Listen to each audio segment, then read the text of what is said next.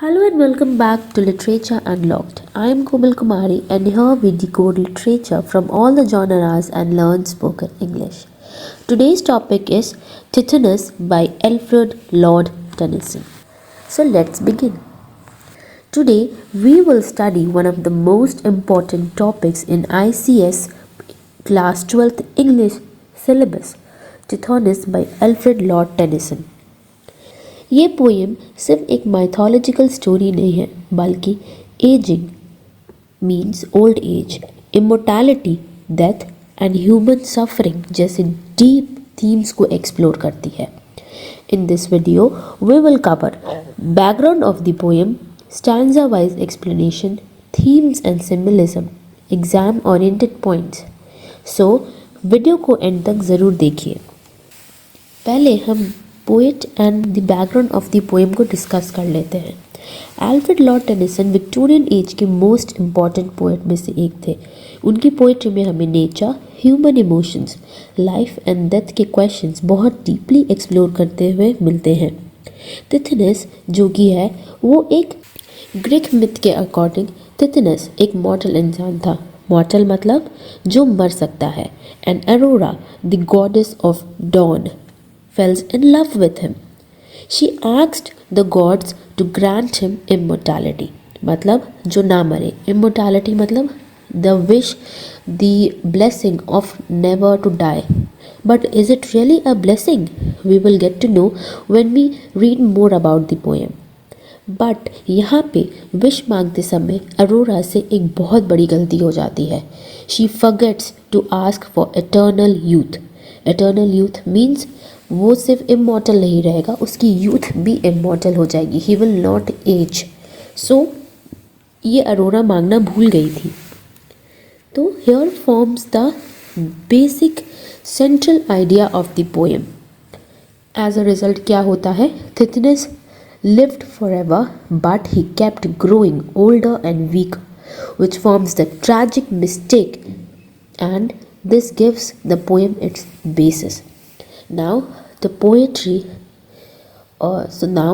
poem is written as a dramatic monologue. Dramatic monologue matlab the speaker of the poem is Tithonus himself. It is a monologue spoken by one person in a dramatic style. वो अपने आप को, अपनी condition को describe करता है. वो immortal है but he is growing old. वो मर नहीं सकता बट वो जी भी नहीं सकता. And that is his mental suffering.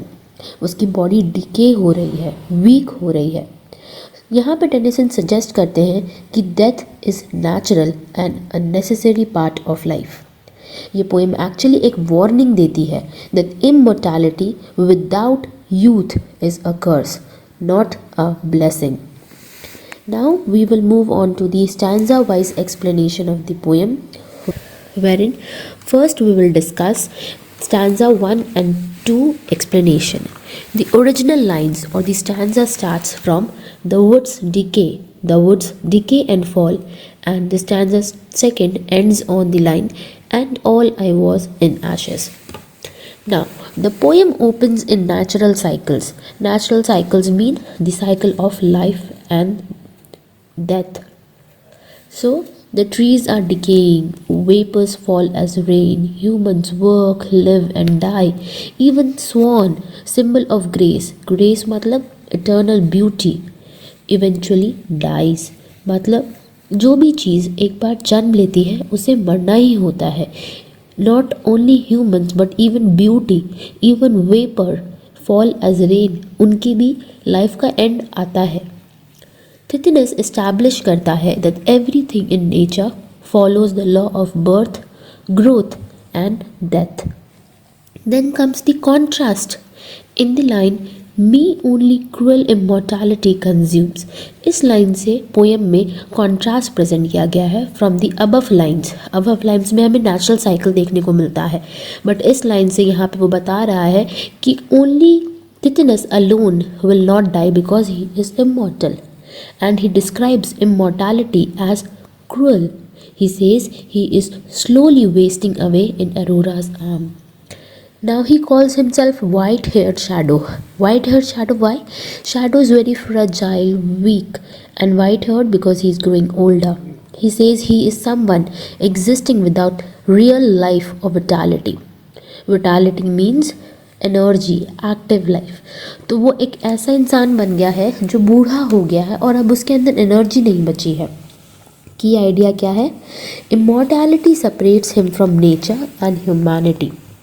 तितनस उसके पास सेल्फ पे देखता है और सोचता है कि वो कभी बहुत यंग था, हैंडसम था, and he was chosen and loved by a goddess Arora.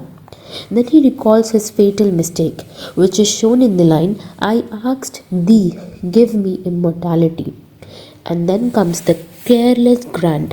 Arora भी उसके विश को केयरलेसली ग्रांट कर देती है, just like rich people give without thinking. Arora भी बिना सोचे उसके विश को पूरा कर देती है। यहाँ पे पोएम में टाइम को स्ट्रॉन्ग आवर्स के थ्रू डिस्क्राइब किया गया है। एक फ्रेज है strong hours, that means time. तो टाइम यहाँ पे एक क्रूअल रिजल्ट लेके आता है। It beats him down, as him and destroys his body. He now lives immortal beside Aurora's eternal beauty. He is old forever, while Aurora will always remain young and beautiful. तो यहाँ contrast किन दो चीज़ों के बीच में difference दिखाया गया है? Immortal age and immortal youth. Next, stanza 3rd and 4th, wherein he pleads that he should be released from this wish. It starts with the line, let me go take back thy gift, where all should pause as is most meet for all. तो start होता है let me go say and ends with as is most meet for all. यहाँ पे एक philosophical turning point आता है। Tithonus ask why should humans try to exceed their natural limits. जो humans का नेचुरल लिमिट होता है लाइफ, ग्रोथ एंड डेथ, उसको एक्सीड करने की कोशिश क्यों करता है इंसान? And why go beyond what is meant for mankind. Mankind के लिए जो बना है उसके ऊपर जाना ही क्यों है? He calls mortality the kindly race of man. Now mortality को किस फ्रेज से डिस्क्राइब किया गया है? The kindly race of man means it is something which is mortality is something which is a feature of man. Man means human. He suggests that death is very kind and necessary end. Death बहुत ही ज़्यादा ज़रूरी है, एक necessary end है, because he understands कि इंसान जी रहा है और अगर उसके साथ youth नहीं है then he would want to die. Now he understands that death gives dignity to life. जो हमारा जीवन है उसको डिग्निटी देने वाला कौन है? लाइफ ही है। नेक्स्ट पार्ट में हम लोग आते हैं स्टैंजा 4 का एक्सप्लेनेशन। वहाँ पे है a soft air fans the cloud apart there comes and ends with and beat the twilight into flakes of fire. तो इन कुछ लाइंस का मीनिंग है अरोरा रिन्यूड थिटनेस अनचेंज। मतलब इस पैराग्राफ में हमें देखने को मिलता है कि अरोरा जो है वो ट्रांसफॉर्म होती है बट थिटनेस ट्रांसफॉर्म नहीं होता है। जो गॉडेस ऑफ डॉन है Aurora, she begins to transform into dawn since she is goddess of dawn. तो वो डॉन में ट्रांसफॉर्म कन्वर्ट होती है, उसकी ब्यूटी रेन्यू होती है, her cheeks redden, her eyes brighten, her chariot rises to bring morning. Now dawn मतलब सुबह होने से पहले का वक्त, जो भोर हम जिसे कहते हैं हिंदी में, उस वक्त को इंग्लिश में डॉन कहा जाता है। मतलब रात और सुबह के बीच का वो समय जब हल्की हल्की सी रेडनेस होती है आसमान में, सूरज की हल्की हल्की सी किरणें आती है, तो उस समय को डॉन कहते हैं। तो अरोरा उस ब्यूटी में ट्रांसफॉर्म हो रही है। ये जो स्टैंजा है it is filled with light, colour and movement. But जो थिकनेस होता है, Tithonus remains old, he remains weak and he cannot share in her renewal. As a partner of Aurora, he wishes to share every part of her life, but here he cannot do so. यहाँ पे की contrast क्या देखने को मिलता है? Arora renews daily.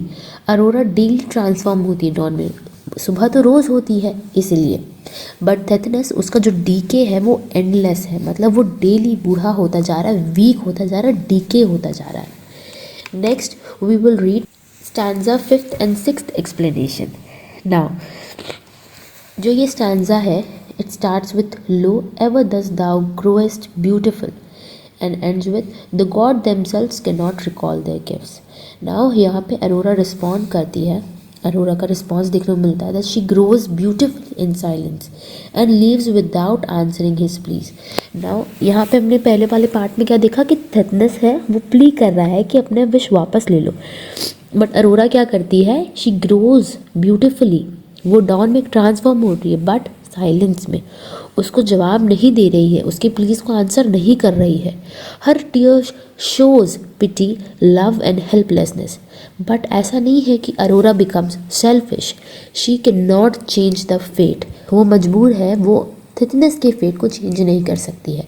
Her tears shows pity love and helplessness, वो जो लाइन है, why wilt thou ever scare me with thy tears and make me tremble lest a saying learnt, उसके पहले भी एक लाइन है, departest and thy tears are on my cheek. तो ये लाइन डिस्क्राइब कर रहे हैं दैट शी इज़ हेल्पलेस। इससे क्या की आइडिया मिलता है that love can not undo divine mistakes, मतलब गॉडली मिस्टेक्स को भी लव है वो अनडू नहीं कर सकता है। Gods themselves can not recall their gifts, जो वो एक बार वरदान दे सकते हैं, वरदान यानी विश ग्रांट कर देते हैं, वो वापस नहीं ले सकते। और ये एक बहुत ही important and most quoted line है इस पोएम का, बहुत important from exam point also this line is very important. The gods themselves can not recall their gifts, इसमें एक्सप्लेनेशन देंगे कि कैसे थिकनेस को विश ग्रांट किया बट इटर्नल ग्रोथ यूथ नहीं मिला। एंड अब जब वो वापस कह रहा है गॉड्स को कि आप अपना ये विश ले लीजिए, तो अरोरा है जो वो ब्यूटीफुली ग्रो कर रही है बट उसके प्लीज़ को आंसर नहीं कर रही है, she is helpless, she is her tears shows pity and love, and the key idea को भी आप कोट कर सकते हैं, love can not undo divine mistakes. So और साथ में ये जो लाइन है हमारे पोएम की जो लाइन है, in silence then before thine answer given departest and thy tears are on my cheek. So this shows how God themselves cannot recall their gifts. You can say that the consequence was immortality. Once given cannot be taken back. And Tithonus realizes that उसका जो fate है वो permanent है. So this is what is all in 5th and 6th stanza. Now we move on to the next part wherein we discuss stanza 7. It starts with I me, what with what another heart, ends with while alien like a mist rose into stars. Now इसमें हमें explanation क्या है कि thickness remember कर रहा है अपने youthful passion को, his intense love and desire, उसका फिजिकल क्लोजनेस जो है अरोरा के साथ, उसके इंटीमेट मूवमेंट्स को वो याद करता है, and the warmth of love, the glow the heat of romance, उसको वो याद करता है ना। जैसे ही वो ये सारे मेमोरीज़ को याद करता है, फिर वो देखता है कि ये जो मेमोरीज़ हैं मेरी, दिस ब्यूटीफुल मेमोरीज़ अब बहुत डिस्टेंट है, बहुत धुंधली से दिखाई दे रही है, ऑलमोस्ट अनरियल लग रही है। अनरियल क्यों? क्योंकि उसके पास उसका यूथ नहीं है। अब यूथ नहीं है तो he can not feel that same love with Aurora, because he feel that in himself there is a lot of fatal flaws, because Aurora तो eternal beauty है, and where is he standing? He is getting older and weaker, so this memory now feels distant and almost unreal. तो ये realize क्या होता है, memory intensifies suffering, मतलब जो इंसान सफ़र कर रहा है उसमें good memories उसको और बढ़ा देती हैं, उन sufferings को और increase कर देती है. Now comes the stanza 8, which is the last part of the poem. It starts with yet hold me not forever in thine east, and ends with and thee returning on thy silver wheels. This stanza is final plea for death. Now the poem ends with calm but tragic acceptance. Tithonus जो है वो क्या बोलता है, I need to be return to earth, मुझे earth वापस जाने दीजिए, एंड एक ऑर्डिनरी मैन की तरह मुझे मरने दीजिए। वो ये विश मांगता है कि मुझे ऑर्डिनरी मैन की तरह मरने दीजिए एंड रिटर्न होने दीजिए अर्थ पे। वो एक्सेप्ट करता है, इस बात को वो एक्सेप्ट करता है कि अरोरा जो है she will continue to renew herself every morning, जब जब सुबह होगी, जब जब डॉन का वक्त आएगा, अरोरा खुद को रिन्यू करेगी। एंड उसे थिथनस को वापस should return to dust and forget this immortal palace. मतलब अब थिथनस को वापस मिट्टी में मिलना है और ये जो इमॉर्टल पैलेस है जहाँ पे इटर्नल ब्यूटी भी इमॉर्टल है, अरोरा द गॉडेस भी इमॉर्टल है, जो उसका प्यार है उसको वो भूल जाएगा, इस प्लेस को वो भूल जाएगा। तो वो ये मतलब प्ली करता है डेथ के लिए, वो गॉडेस से प्ली कर रहा है। तो फाइनल मैसेज जो पोएम का दिया गया है वो है death is natural, merciful and necessary, immortality without youth is a curse. So this is how the poem ends at last. Some of the major themes are immortality versus mortality. ये exam oriented conclusion है जहाँ पे आपको differences देखने को मिल रहे हैं, किन किन चीज़ों में कॉन्ट्रास्ट प्रेजेंट किया गया है वो देखने को मिल रहा है। तो पहला है इमॉर्टैलिटी वर्सेस मोर्टैलिटी। पोएम दिखाता है mortality gives life meaning and immortality without youth leads to suffering. Then old age and decay. Old age is presented as physical weakness and mental exhaustion along with this loneliness. मतलब old age हमारे physical weakness को दिखाता है, DK को दिखाता है, suffering को दिखाता है, साथ साथ loneliness. Even though Tithonus had Aurora in his life, वो बहुत ही लोनली फील करता था because he can not be a part of her transformation, her eternal beauty. Now human limitation, another major theme है that human should not try to cross natural limits. Breaking nature's law result in pain. तो अगर आप जो एक set boundary है humans की उसको cross करेंगे तो नेचुरली आपको पेन मिलेगा। एक और इम्पॉर्टेंट थीम है कि जो गॉड्स हैं they can not recall their own gifts. मतलब एक बार डिविनिटी विश आपको मिल जाती, डिवाइन ब्लेसिंग आपको मिल जाता है तो उसको ट्रांसफॉर्म करना बहुत ही ज़्यादा मुश्किल है। इसलिए जब भी आप कुछ प्रे करें बहुत ही सोच समझ के प्रे करें। Now some of the symbolisms in the work are Aurora, who symbolizes eternal youth and immortality, Tithonus, who symbolizes human life, aging and suffering, and Dawn, time that never stops. Dawn यहाँ पे जो period है वो ये दिखाता है कि time कभी किसी के लिए स्टे नहीं करता है। बार बार पोएम में एक बात दोहराई गई है कि Arora will renew her self every morning. मतलब डॉन हर रोज़ आएगा, टाइम किसी के लिए रुक नहीं रहा है। फॉर एग्ज़ाम्स आप ये याद रखें कि थिथनस जो पोएम है वो एक ड्रामेटिक मोनोलॉग है जिसका स्पीकर थिथनस खुद है। इस पोएम का जो टोन है वो है मेलंकलिक and reflective because Tithonus reflects on his own wishes and fatal mistake. He reflects on his own sufferings and his own memories. And melancholy because Tithonus is very sad in this poem and he expresses deep grief in this poem. इसका message क्या है, theme क्या है? Acceptance of human mortality. Humans should accept death as a part of life and submit to it. They should accept it with a smile. Now अगर आप poem का theme और symbolism clearly लिख लेते हो तो आपको हाई मार्क्स गारंटीड होते हैं।